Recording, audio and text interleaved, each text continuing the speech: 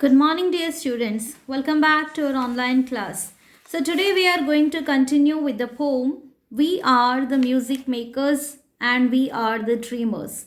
So, we have already seen that this poem is written by Arthur William Edgar Shaughnessy. Okay, so in this poem, let us today go stanza wise explanation. Stanza 1, let us see. Stanza 1 begins in this manner: We are the music makers and we are the dreamers of dreams, wandering by lone sea breakers and sitting by desolate streams, world losers and world forsakers, upon whom the pale moon gleams. Yet we are the movers and shakers of the world forever, it seems. So the stanza 1 begins with an affirmation itself. Okay, what do you mean by an affirmation? Affirmation means it's a kind of declaration. Okay, it declares that we are the music makers. Now, what do you mean by what does the poet mean by music makers here?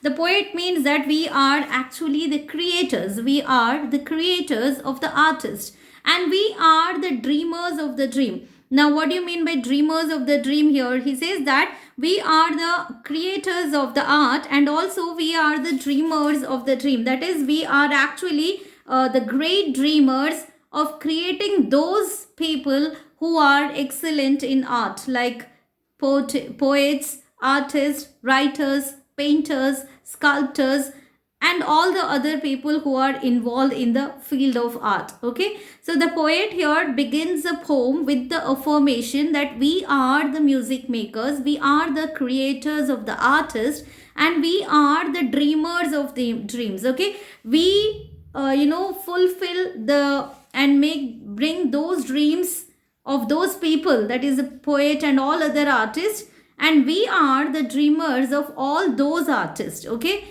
and wandering by lone sea breakers. Now, what do you mean by sea breakers? Means large sea waves. Now, what do you mean by wandering lone?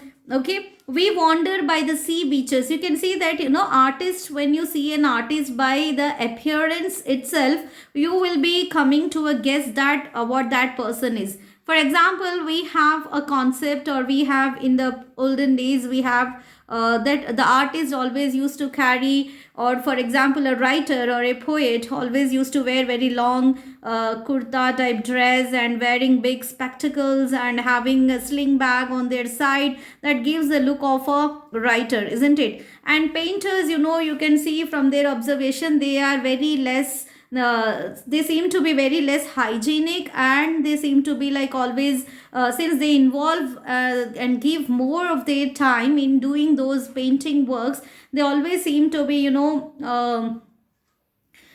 painted on, not only on their hands, sometimes on even on their bodies also. And similar is the sculptors and the people involved in the work of pottery, etc. Okay, so you can see that, and especially these people are the great wanderers and great observers. Now, in what sense they are great wanderers? Because from looking at the circumstances and the surroundings, they observe many things, even the minute thing in the nature that is visible to them. They observe and they put it into words, or they put it into their paintings, or they put it into their imaginations, or even into their creations. This is how actually an artist grows, or an artist is given birth to. Okay, so they keep on wandering by the lone sea breakers. Lone means here they keep on wandering by the sea beaches when large sea waves break, and sit by the forlorn streams. Okay, forlorn streams here actually refer to those desolate places or the areas where you can see people will be going and sitting. It can be a rock, it can be a pebble,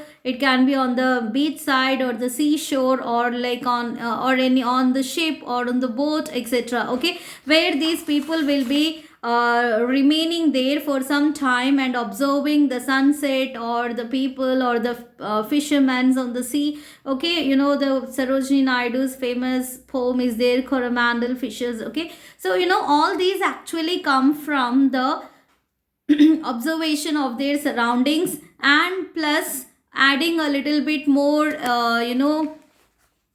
accessorizing it with some figurative devices, it makes the poetry a really beautiful artistic piece. Okay, so here it says that we are the music makers and we are the dreamers of the dreams, wandering by the lonely sea beaches, and sitting there in a desolate areas near the streams. World losers and world forsakers, upon whom the pale moon gleams. Yet we are the movers and shakers of the world forever. So again, the poet continues telling it that no doubt that the poets or the writers or the painters, these people are all, tagged as a losers. Why they are tagged as a losers? Because it's a kind of artistic field, it's a kind of artistic department where it is nothing to do with the management skills, or it is nothing to do with the professional occupations. Okay, so and this is not well paid or highly paid type of it takes a lot of years and it takes a lot of time to give a shape to an artist. Okay, it's not like artists are, though that talent is born or inbuilt in them, but it takes a lot of time to grow and develop into and come to be known under that tag of fame after a long journey itself. Okay, so that is why normally these people are tagged as they are the world losers. Okay, that they don't achieve success very fast, success comes to them very late and very slow. Okay, and it's very time consuming. So that is why these people, during their time of the effort or their interest, they are being tagged as the world losers and world forsakers. Now what do you mean by world forsakers? World forsakers here refers to those people who actually make sacrifices or renounce the comfort of the world. You can see that this type of people are hardly interested in the comforts of the world. Okay, so since they spend more of their time in their imaginative work, in their creation of something new and different, that they leave an impact on the coming generation or in the present generation, and before their death they feel like they contribute something worthful to the country or to the people. So in that sense, it gives or it takes a lot of time to give a proper shape to that. So that is why, since these type of jobs again are not taken as seriously by the people, and they are, since they don't give or get a good packages, or it's like people almost call it as a waste of time, or it's like they are being tagged as the losers, that they have forsaken, they had sacrificed all the comforts of their life, and upon whom the pale moon gleams, and upon these people the moon shines with the pale light. Its pale light is referring to that these people are having less chances to be in the limelight. Okay, so those successful people are always being seen under the limelight and spotlights, whereas these people are very less seen under the limelights, because it takes a lot of time for them to come under the limelight. So the poet here actually tries to bring our attention by saying this, that no doubt they are called as the losers. Okay, and we have forsaken, since these artists have forsaken, we, here again he uses the term plural, we. Why he uses we? Because the poet himself considers as a part of this, because he is a poet. Okay, so that is why he uses the plural term we, means including me as a poet, myself also is included in this. So he says that we no doubt are taken under consideration, that we are the losers and we have forsaken all the comforts of the life, okay, of the world, and only the pale moon shines on us. Now what is pale moon? It shows that we have very less success, very less gleam on us. Okay, now gleam on us is not on the gleam on the face, but it shows the gleam on their profession, or on their job, or on their occupation, on whatever they are involved, whether it is in the painting or in the sculpture or even in the singing or dancing or any of the artistic field you take. Okay, so it takes a lot of time. Whatever you just have a research on that, or on the people who became successful in these fields, they did not grow up in a day. Okay, they had to undergo many of the struggles and obstacles. They had to burn themselves in this struggling, and they did not give up anywhere even after the obstacles, and that is why they are being under the higher limelight of the success. But initial time and the time of their struggle, and even after reaching success after a particular period of time, again the fame and they just go away from the limelight, okay, and hardly people will be remembering those people or might be thinking about them, okay. So here I would like to give you an example of that one of the street singer, or you call it as a lady who used to sing on the railway stations, and she used to sing very melodiously. Her name is Janu Mandal, and she has been recognized, and there was a time when all the social networks used to praise her, and she was being brought into a platform back in the singing and gave a couple of chances and made her famous or made her known.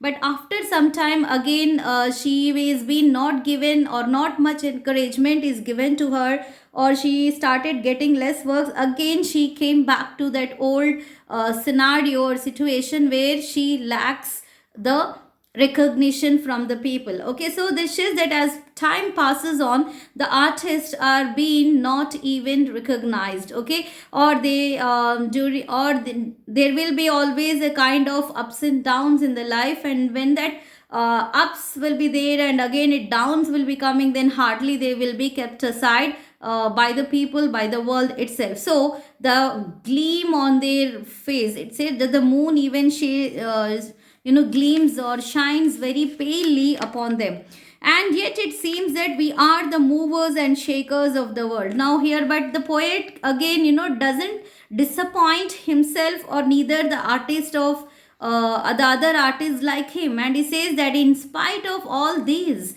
we are still the movers and shakers of the world. Now here the movers and shakers of the world is actually referred to that that belief of the poet that still we are the people who rebels and who shake the existing setup to push the society forward, okay. Actually they break the rules, they break the norms of the society, and they push themselves to come ahead, not only themselves but all those artists who are around them, and they make them to be recognized in front of the society, okay. So this is what in the first stanza the poet explains about we are the music makers, and he gives the poet himself begins with a kind of strong affirmation, okay, telling that we are the music makers. Now in this we are the music makers is actually, the music makers term is actually used as a symbol for the creative artist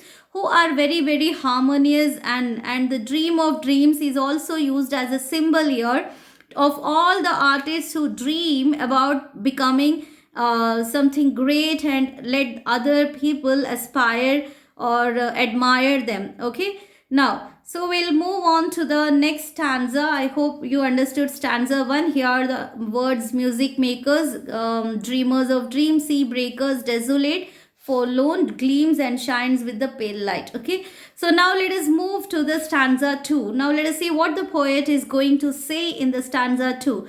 The stanza 2 goes like this: with wonderful deathless ditties we build up the world's great cities, and out of a fabulous story we fashion an empire's glory. One man with a dream at pleasure shall go forth and conquer a crown, and three with a new song's measure can trample a kingdom down. You can see that all the lines are used with the have the rhythmical pattern, rhyming scheme is used, okay, and it is again we can see that the figure of speeches like allusions, alliterations and symbols are used, okay. We'll discuss when we discuss the lines in detail. So here we can see that the poet comes to the second stanza, and he says that by our immortal songs, he says that with wonderful deathless ditties. Ditties means actually songs or hymns, and here he says that deathless means what? Which is not dying, okay. That means it will remain forever, or like evergreen, okay. So by our immortal songs, that is songs here refers to not only the songs in the music, it refers to all the creations of the artist, okay.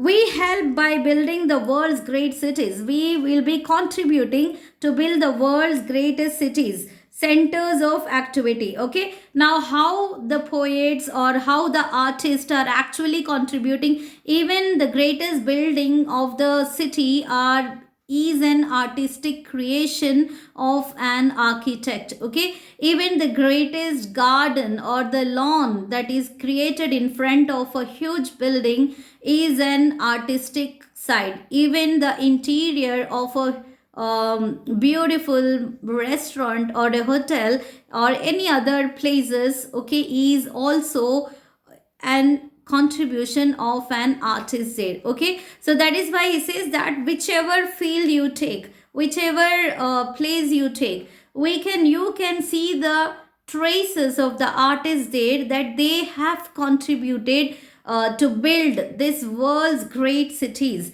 And out of a fabulous story we fashion an empire glory. So he says that with our fantasies, okay, fabulous stories here refers to all those imaginations, ideas, fantasies, etc. Even for today we know that even the house are being decorated well, interiors are done, the office spaces interiors are done, or if you take malls or public parks, everywhere you can see this actually. And it is more audience target, isn't it? If it is for children, you can see most of the pictures, paintings, everything will be related to the children itself. Okay, or more cartoon objects are being placed, okay, mannequins are placed. So if it is for the senior citizens, such type of facilities are, so always these things are kept and framed by keeping the audience mind or audience target. So here the poet says that all those imaginations, ideas and creativity, actually and with that imagination, idea and creativity itself, we fashion an empire's glory. It says that we are the one who actually give an overall shape to this whole empire and glorify it, glorify of and glory of. So we shape the glory of an empire. That is what the poet want to say here. Again he continues saying this: one man with a dream at pleasure shall go forth and conquer a crown. He says that one man, that is with our ideas, if one man can go ahead, he inspires many of the other people and encourages to become a king. Crown here is actually symbolized to show the king. Now who will be the king? The king will be powerful, the king will be superior, the king will be head of everyone. Okay, so that is why it says that if one man with a dream of creating something marvelous, is he creating with because of his interest, because of his pleasure, not because that he's been challenged by someone, or not because he's been bargained by someone, or not because he is put under pressure by someone. So he creates something, he creates out of his interest, he creates out of the exploration of his ideas, he creates out of again and again repeatedly findings and losings and findings. Then it finally comes to a kind of succeeding his dream. Okay, so one man whom we create with our ideas, and we leave that person in front of the world to become a role model or to become an inspiring person, where seeing that person or looking at that person, many of the people learn to reach to that position where he's been crowned. Okay, so it's very simple example, simple ways I'll explain this two lines to you. That we know that if we take for the dance forms, there was a time when in our Indian culture most of the dance forms followed much of the classical or semi-classical forms. Okay, then after some time when Michael Jackson came with his special style of dance forms, that break dance and all, then he became an example as an artist because he dances out of his pleasure. Okay, and he created and gave a new scenario for the dances. Okay, and that has inspired many people, and many of them started following that path. And again, time passed on, and we can see that different dance forms were being nowadays, even not only the Indian, even the Western and no, different countries dance forms are accepted. Okay, even the Arabian dance forms, now belly dance has become very common. We can see hip hops have become very common. Even our own Indian artists have, emerged with their own dance forms. Okay, so that means that every artist is creating something out of his interest and presenting it in front of the world, and they have become the crown today that many of the people learn and follow them. Okay, so these artists, that is what the poet want to say with this line, that is one man with a dream, with a pleasure he gives to the world, shall go forth, means go into the world, and he conquers the crown there, and there three with the new songs measure, and then he will be inspiring at least many people, three new will be coming out with the something adding of their interest to this, or thinking that I'll be creating something more advanced than this, and they can trample a kingdom down. So he says that if one man can do a lot of changes in the world, in the society, then a few revolutionaries can bring down the whole powerful empire. So this is what the poet actually says in the stanza 2. Okay, so here he says that he shows actually the power of the artist. That is, artists manage to do even the unthinkable thing, and with their eternal songs and fantasies, etc., they inspire and help many people to build up a world of themselves with much more advanced and give a shape to an empire's glory. Okay, and he also says that same time it can also help to tumble an empire down. In this sense, they are the leaders of the world, and their art actually needs to be celebrated, needs to be praised. Okay, so this is what the poet says in the stanza 2. So now let us move to stanza 3, and let us see what the poet gives an explanation or continuation of that. So now in the stanza 3, the poet says like this: we in the ages lying in the buried past of the earth built Nineveh with our sighing, and Babel itself in our mirth, and overthrew them with prophesying to the old of the new world's worth.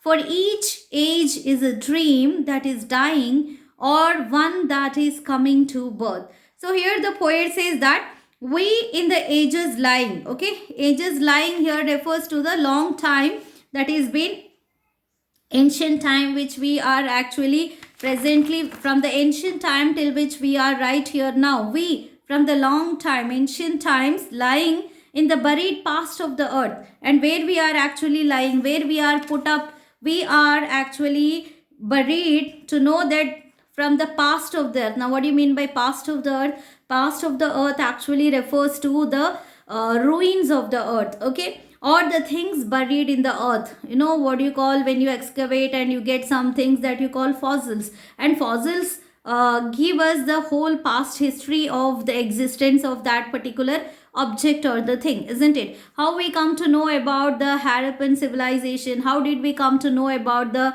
Mesopotamian civilization? We have come to know when these type of buried is done in the earth of the past. Okay, and we have come to know that these were the systems. Okay, there we learn many of the things that existed and demolished after some time. So here the poet says that we from the ancient times are lying in this buried past of the earth, built Nineveh with our sighing. And Nineveh is actually here is an example referred to an ancient Assyrian city, that is the city of Upper Mesopotamia, which is now presently in the Iraq country. Okay, the flourishing capital of Assyrian Empire, founded by Nimrod, as referred to in the Bible, in the Holy Bible. So Nineveh is again an ancient city here. So he says that built Nineveh with our sighing. Okay, he says that we have built Nineveh with our sighing. Now what do you mean by sighing? Means sorrows,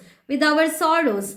And says that, and Babel itself in our mirth. Mirth here refers to joy, that is happiness. And during the time of even sorrows, we succeeded in creating a city like Nineveh and during the time of our happiness or joy, we succeeded. We were confused. Noise made by the number of voices is what is Babel. This is also taken from Bible. It's a biblical term. Tower of Babel, there is a reference in the Bible. Okay, so now what actually the poet is trying to convey here, he says that we are the artists who suffered and we built Nineveh. During our time of sufferings, we succeeded in building a Nineveh in which people indulged in sinful activity, and as a God's punishment, they perished after some time. And when we flourished, okay, we built Babel, something that needs much of its creativity and unity. It is we who demolished them. And again, the poet says that, and overthrew them with prophesying. And what did we do? We demolished them by making prophecies about the worth of the new world. Isn't it? The same thing happens like when when one form or one singer arises and another singer comes, the old singer is demolished, isn't it? And the trying to make stand or give space for the new people, then the old ones are not given much priority or much importance. Okay, so that is why he says that to the old of the new world's worth. Okay, so it is we who demolish them by making the prophecies. Prophecies means what? By predicting that about the worth of the new world, by demolishing the or destroying the old one.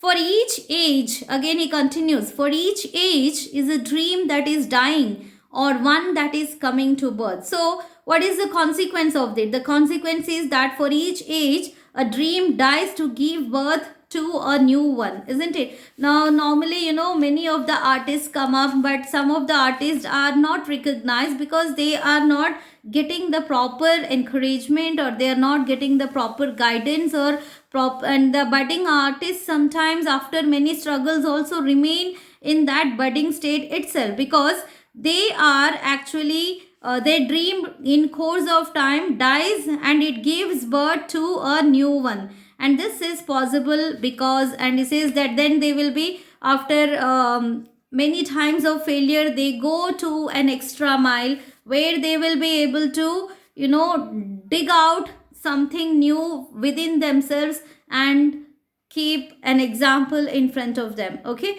and this is possible, and the poet says that this is possible because we the artist are the one who provokes them to dream. Okay, we make them the dreamers. This is what the poet says in this poem. I hope that you understood the poem here. The poet actually talks about the romantic conception about the artist, and there are many who do not share the view that artists or the poets could be the world shakers or world movers, but they believe that the artists are fit only for the world of fancy, for the world of imagination, and not for the world of realistic, isn't it? So if any child says that, okay, to the parent that I want to become a painter, I am much interested, I want to take BA for fine arts, most of the parents who doesn't actually realize the worth of it definitely don't encourage, because it is a non-professional